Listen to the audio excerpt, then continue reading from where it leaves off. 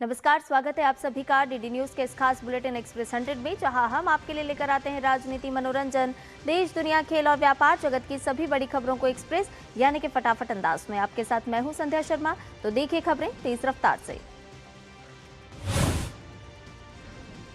लद्दाख से नई दिल्ली आए विशेष रूप से सक्षम बच्चों के एक ग्रुप ने राष्ट्रपति भवन के राष्ट्रपति द्रौपदी मुर्मू से की मुलाकात। बच्चों का ये ग्रुप नेशनल इंटीग्रेशन टूर के तहत राष्ट्रपति भवन आया था। राष्ट्रपति द्रौपदी मुर्मू ने राष्ट्रपति भवन में सेशल्स के राष्ट्रपति पैट्रिक अर्मनी के सम्मान में राजकीय भोज का आयोजन किया। उनका स्वागत करते हुए उन्होंने कहा कि भारत और सेशल्स के संबंध आपसी विश्वास और सम्मान तथा लोकतंत्र और बहुलवाद में साझा आस्था पर आधारित हैं। उपराष्ट्रपति सीपी राधाकृष्णन ने नई दिल्ली में सेशल्स गणराज्य के राष्ट्रपति डॉक्टर पैट्रिक से मुलाकात की। बातचीत में दोनों नेताओं ने भारत सेशल्स द्विपक्षीय संबंधों के प्रमुख पहलुओं पर चर्चा की और दोनों देशों के राजनयिक संबंधों की स्थापना के 50 वर्ष पूरे होने का उल्लेख किया। प्रधानमंत्री नरेंद्र मोदी और मॉरिशस के पीएम नवीन चंद्र रामगुलाम की फोन पर बातचीत हुई। दोनों नेताओं ने व्यापक सहयोग में हुई प्रगति की समीक्षा की। भारत और सेशल्स के बीच राजनयिक संबंधों के 50 वर्ष पूरे होने के अवसर पर वहां के राष्ट्रपति भारत की राजकीय यात्रा पर हैं। इस ऐतिहासिक अवसर पर प्रधानमंत्री नरेंद्र मोदी ने नई दिल्ली के हैदराबाद हाउस में सेशल्स के राष्ट्रपति डॉक्टर पैट्रिक से मुलाकात की। वार्ता के दौरान द्विपक्षीय सहयोग को रक्षा, समुद्री सुरक्षा, व्यापार, निवेश, स्वास्थ्य, शिक्षा और विकास साझेदारी सहित सभी प्रमुख क्षेत्रों में विस्तार देने पर विशेष जोर दिया गया। प्रधानमंत्री नरेंद्र मोदी ने सेशल्स के लिए $175 मिलियन के विशेष आर्थिक पैकेज की घोषणा की। सेशल्स के लोक सेवकों के भारत में प्रशिक्षण के लिए भी सहमति पत्र पर हस्ताक्षर हुए। डिजिटल ट्रांसफॉर्मेशन के लिए भारत अपने सफल अनुभव सेशल्स के साथ साझा करेगा। दोनों देश पर्यटन, शिक्षा, संस्कृति और खेल के माध्यम से संबंधों को और सशक्त बनाने पर भी सहमत हुए। साथ ही भारत सेशल्स साझा विजन भी जारी किया गया। ये विजन आने वाले वर्षों में द्विपक्षीय सहयोग को नई ऊंचाई पर ले जाने का रोड मैप बनेगा। सेशल्स के राष्ट्रपति ने भारत के साथ रिश्तों की अहमियत का जिक्र किया और कहा कि हिंद महासागर के देशों के तौर पर समुद्री सुरक्षा और क्षेत्रीय स्थिरता दोनों देशों के संबंधों के लिए बहुत जरूरी है। राजकीय यात्रा पर भारत आए सेशल्स के राष्ट्रपति डॉक्टर पैट्रिक ने नई दिल्ली स्थित राजघाट पर राष्ट्रपिता महात्मा गांधी को श्रद्धांजलि अर्पित की। ये यात्रा दोनों देशों के बीच मैत्रीपूर्ण संबंधों, दीर्घकालिक साझेदारी को और सुदृढ़ करने की दिशा में एक महत्वपूर्ण कदम मानी जा रही है। विदेश मंत्री डॉक्टर एस जयशंकर ने दिल्ली में सेशल्स गणराज्य के राष्ट्रपति डॉक्टर पैट्रिक से शिष्टाचार भेंट की। इस दौरान दोनों देशों के बीच समुद्री सहयोग, क्षेत्रीय सुरक्षा और आर्थिक समृद्धि से जुड़े मुद्दों पर विचार विमर्श हुआ। सोशल मीडिया पर एक पोस्ट में डॉक्टर एस जयशंकर ने बताया कि भारत और सेशल्स समुद्री पड़ोसी हैं और क्षेत्र में आर्थिक विकास व सुरक्षा को मजबूत करने के लिए विजन महासागर को आगे बढ़ाने में सेशल्स के समर्थन को भारत अहम मानता है।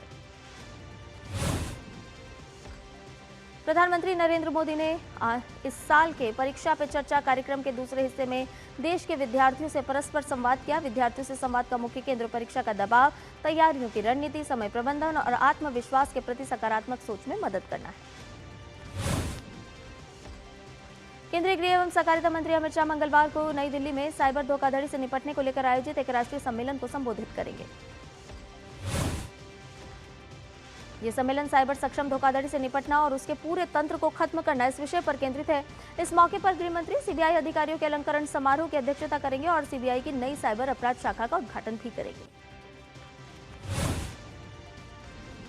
ये राष्ट्रीय सम्मेलन आज से 11 फरवरी तक नई दिल्ली के भारत मंडपम में आयोजित किया जा रहा है। सम्मेलन का उद्देश्य देश में बढ़ती साइबर धोखाधड़ी के तरीकों, रुझानों और नए खतरों को समझना है। संसद के दोनों सदनों में आज केंद्रीय बजट पर चर्चा सूचीबद्ध है। लोकसभा में विपक्ष के गतिरोध के चलते लगातार कार्रवाई बाधित हो रही है। कल लोकसभा में बजट पर चर्चा शुरू नहीं हो पाई और ऐसे में आज सदन में बजट 2026-27 पर चर्चा शुरू होने की उम्मीद। लोकसभा में दूसरे विधायी कामकाज की बात की जाए तो केंद्रीय मंत्री जितिन प्रसाद वाणिज्य संबंधी स्थायी समिति की 188वीं रिपोर्ट की सिफारिशों के कार्यान्वयन के बारे में बोलेंगे। ये रिपोर्ट देश में निर्यात को बढ़ाने और आयात को कम करने के लिए प्रमुख उत्पादों और देशों की मैपिंग के बारे में है। राज्यसभा में आम बजट 2026-27 पर चर्चा जारी रहेगी। केंद्रीय मंत्री सुरेश गोपी कच्चे तेल की आयात नीति की समीक्षा के बारे में संसदीय समिति की रिपोर्ट पर कार्यान्वयन के बारे में जानकारी देंगे। इसके अलावा दोनों सदनों में आज चिकित्सा उपकरण उद्योग के संबंध में रसायन और उर्वरक संबंधी स्थायी समिति की रिपोर्ट सदन में रखी जाएगी। नई दिल्ली में सोमवार से ब्रिक्स शेरपा और सूस शेरपा की पहली बैठक शुरू हो गई। बैठक में भारत के ब्रिक्स शेरपा और आर्थिक संबंध सचिव सुधाकर दलेला ने भारत की अध्यक्षता की प्रमुख प्राथमिकताओं को रेखांकित किया। उन्होंने प्रधानमंत्री के जनकेंद्रित और मानवता प्रथम दृष्टिकोण पर आधारित ब्रिक्स सहयोग को आगे बढ़ाने पर जोर दिया। भारत की ब्रिक्स अध्यक्षता का मुख्य विषय है लचीलापन, नवाचार, सहयोग और सतत विकास के लिए निर्माण। राजस्थान की राजधानी जयपुर में तिरुपुर एक्सपोर्टर्स एसोसिएशन के अध्यक्ष के.एम. सुब्रमण्यम ने भारत और अमेरिका के बीच हुए व्यापार समझौते को ऐतिहासिक बताते हुए बेहद खुशी जाहिर की है। सुब्रमण्यम ने कहा कि इस नए समझौते के बाद अगले 3 वर्षों के भीतर ये कारोबार दोगुना हो जाएगा। नई दिल्ली में अमेरिकी राजदूत सर्जियो गोर के निवास पर आयोजित स्वागत समारोह में केंद्रीय मंत्री पीयूष गोयल और विदेश मंत्री डॉक्टर एस जयशंकर ने लिया हिस्सा। सोशल मीडिया पर इस कार्यक्रम की तस्वीरें साझा करते हुए सर्जियो गोर ने लिखा कि भारत के प्रिय मित्रों, राजनयिक समुदाय, व्यापारिक नेताओं और अमेरिका के साझेदारों के लिए आयोजित स्वागत समारोह में 75 से अधिक राजदूत शामिल हुए। यूपी के मुख्यमंत्री योगी आदित्यनाथ तपोधाम आश्रम में मूर्ति स्थापना कार्यक्रम में हुए शामिल। नीति आयोग के उपाध्यक्ष सुमन बेरी नेट जीरो की ओर मांग इस विषय पर 11 रिपोर्ट जारी कर रही हैं। इनमें से 3 रिपोर्ट कल जारी की गई।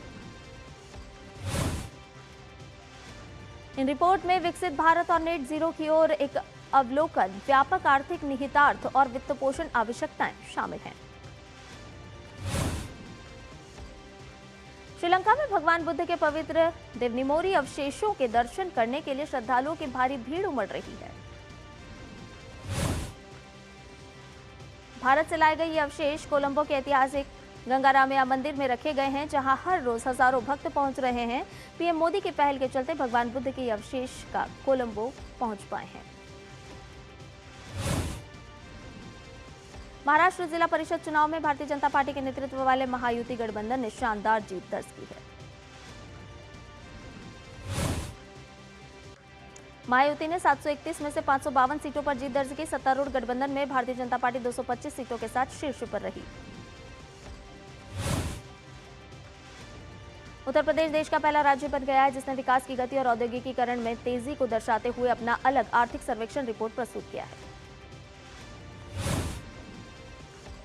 राज्य के वित्त मंत्री सुरेश खन्ना ने कल विधानसभा के बजट सत्र के दौरान वर्ष 2025-26 के लिए आर्थिक समीक्षा रिपोर्ट पेश की। सर्वेक्षण के अनुसार राष्ट्रीय अर्थव्यवस्था में उत्तर प्रदेश का योगदान वर्ष 2016-17 में 8.6% से बढ़कर वर्ष 2024-25 में 9.1% हो गया है। सुप्रीम कोर्ट आज आईपैक छापेमारी विवाद पर प्रवर्तन निदेशालय की याचिका पर सुनवाई करेगा। याचिका में आरोप लगाया गया है कि केंद्रीय एजेंसी द्वारा कोलकाता स्थित आईपैक के कार्यालय और इसके सह संस्थापक प्रतीक जैन के आवास पर की गई तलाशी के दौरान पश्चिम बंगाल सरकार और मुख्यमंत्री ममता बनर्जी ने हस्तक्षेप किया था।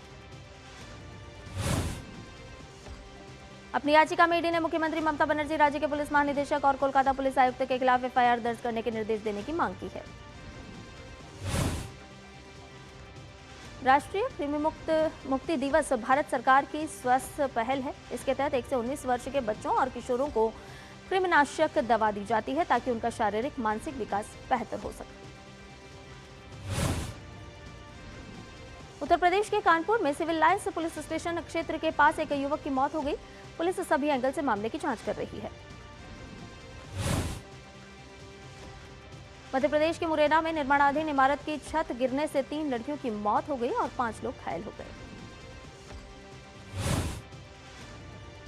आंध्र प्रदेश के विजयवाड़ा में सामाजिक जागरूकता और नशा मुक्ति अभियान को बढ़ावा देने के लिए pedal for freedom cycle rally का उद्घाटन किया गया।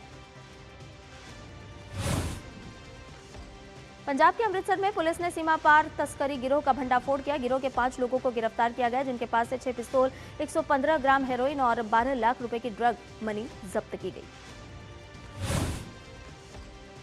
असम और अरुणाचल प्रदेश में भूमि मुआवजा घोटाले और अहमदाबाद में अवैध कॉल सेंटर पर नकेल कसने के उद्देश्य से ईडी ने कई स्थानों पर व्यापक छापेमारी की है। पश्चिमी विक्षोभ के कारण पश्चिमी हिमालय क्षेत्र के छिटपुट इलाकों में हल्की बर्फबारी और बारिश के आसार बने हुए हैं। मौसम विभाग ने पश्चिमी हिमालय क्षेत्रों में अगले 2 दिन बर्फबारी और बारिश की चेतावनी जारी करते हुए लोगों को फिसलन वाली जगहों पर न जाने की सलाह दी है। गुलमर्ग के प्रसिद्ध पर्यटन स्थल कोंगदोरी में हिमस्खलन की तैयारी के लिए मॉक ड्रिल का आयोजन किया गया। केंद्रीय मंत्री अश्विनी वैष्णव ने कहा कि 2014 से तमिलनाडु का बजट आवंटन 8.5 गुना से ज्यादा बढ़ गया है, जो 2026-27 में 7,611 करोड़ तक पहुंच गया। तमिलनाडु में 77 अमृत स्टेशनों को पूरी तरह से पुनर्विकास के लिए चुना गया है, जिनमें से 18 स्टेशनों पर काम पहले ही पूरा हो चुका है। भारत सरकार ने विशेष इस्पात के लिए उत्पादन आधारित प्रोत्साहन पीएलआई योजना 1.2 शुरू की, जो उच्च मूल्य वाले विनिर्माण को मजबूत करने और महत्वपूर्ण स्टील ग्रेड में आयात निर्भरता को कम करने के प्रयासों में महत्वपूर्ण कदम है। इस्पात मंत्रालय ने इस्पात एवं भारी उद्योग मंत्री एचडी कुमारस्वामी और इस्पात मंत्रालय के अधिकारियों की उपस्थिति में विशेष इस्पात के लिए उत्पादन संबंध प्रोत्साहन योजना 1.2 के तहत 55 कंपनियों की 85 परियोजनाओं के लिए समझौता ज्ञापन पर हस्ताक्षर किए। बुलेटिन में फिलहाल रुक रहे एक छोटे से ब्रेक के लिए जल्द हाजिर होंगे। सस्ते वाले दाल मसाले स्वाद हुआ बेकार। एमडीएच की हल्दी मिर्ची धनिया करे कमाल। ये रंग दे, ये खुशबू दे, ये तीखा, ये कम पड़े। क्या निराला एमडीएच मसाला।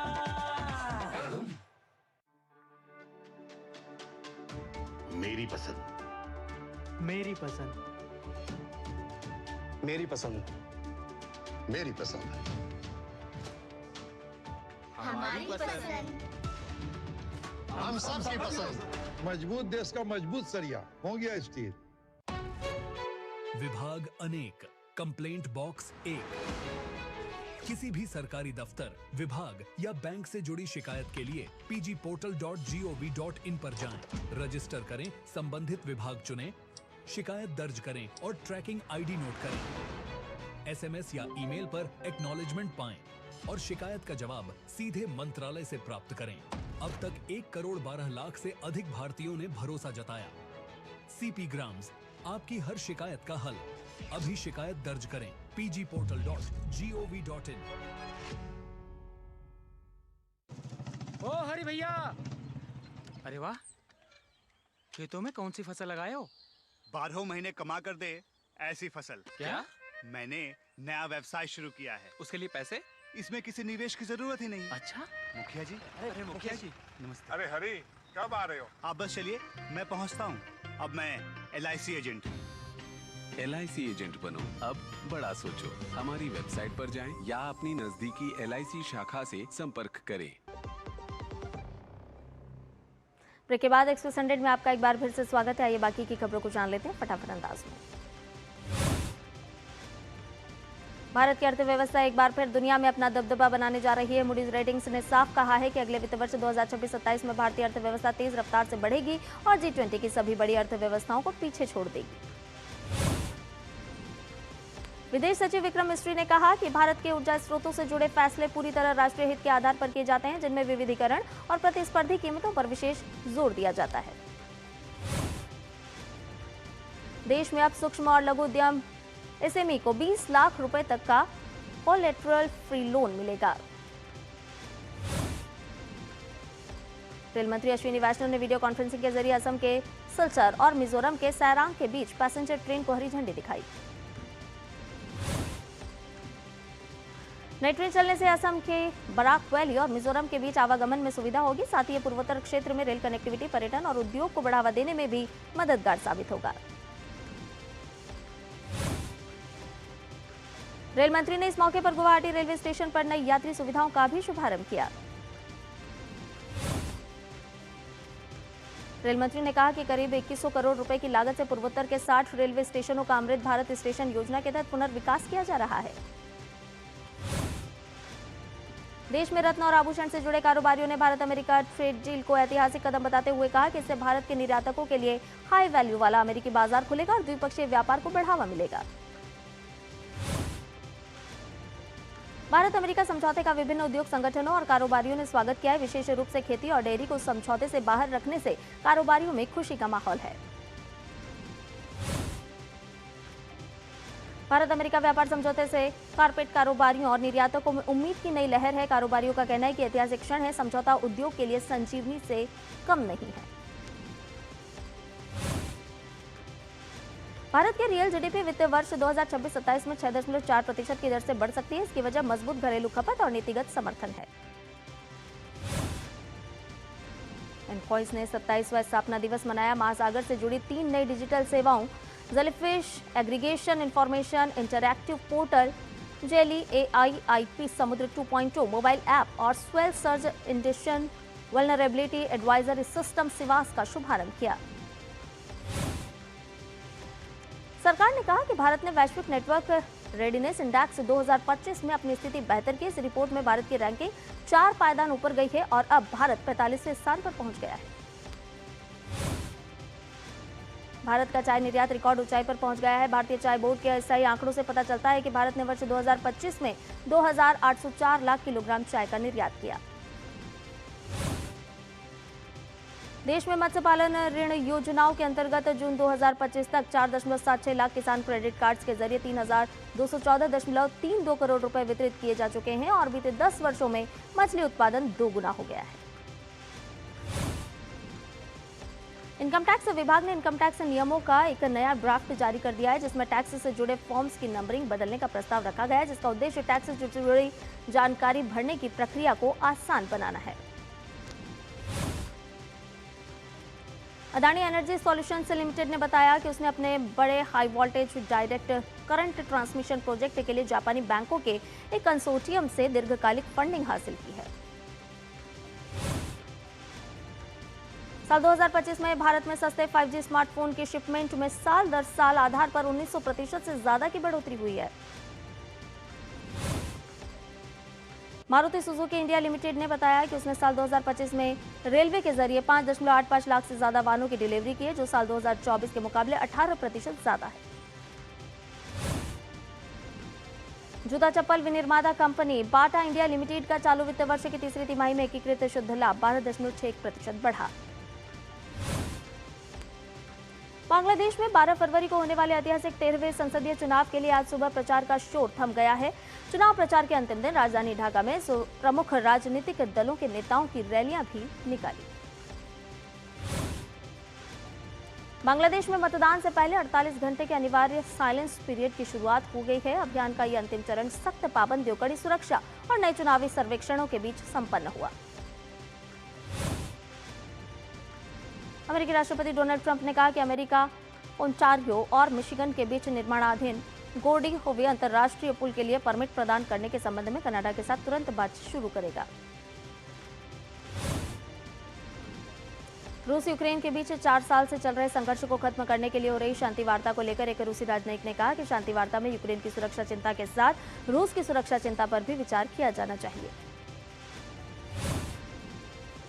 रूस के उप विदेश मंत्री अलेक्जेंडर ग्रोशको ने मीडिया आउटलेट से कहा कि हम मानते हैं कि यूक्रेन में शांति समझौते में यूक्रेन के सुरक्षा हितों का ध्यान रखा जाना चाहिए, लेकिन निश्चित रूप से एक मुख्य कारक रूस के सुरक्षा हित भी हैं। अरब देश सऊदी अरब, जॉर्डन और यूएई ने वेस्ट बैंक में इजरायली सेटलमेंट के विस्तार को आसान बनाने के प्रयासों की निंदा की है। वहीं व्हाइट हाउस के एक अधिकारी ने कहा है कि ट्रंप वेस्ट बैंक में इजरायली कब्जे के विरोध में है।